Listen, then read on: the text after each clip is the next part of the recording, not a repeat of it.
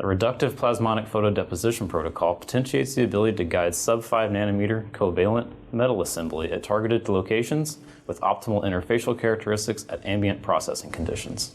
The main advantage of this technique is the ability to use an external field such as a laser to control the thickness and location of epitaxial metal growth. We have already demonstrated plasmonic photodeposition of metallic platinum and silver, and have confidence that this method can be extended to many others for a variety of catalytic applications. Demonstrating the procedure will be myself and Jonathan Boltersdorf, a chemist at the U.S. Army Research Laboratory.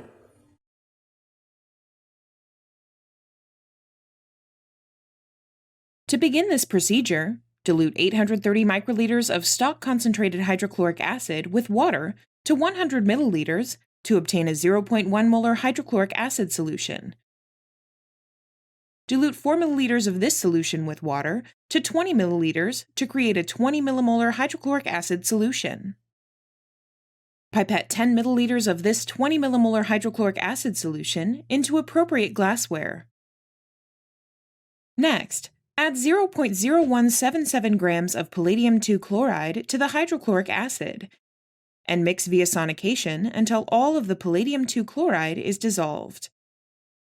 The resulting solution of dihydrogen tetachloropalladate should have a concentration of 10 millimolar and should exhibit a dark orange color. Then, pipette 2.5 milliliters of aqueously-suspended gold nanorod solution with 1 to 10 millimolar cetyl trimethyl ammonium bromide surfactant into a 1 centimeter path length macrovolume cuvette with a magnetic stir bar.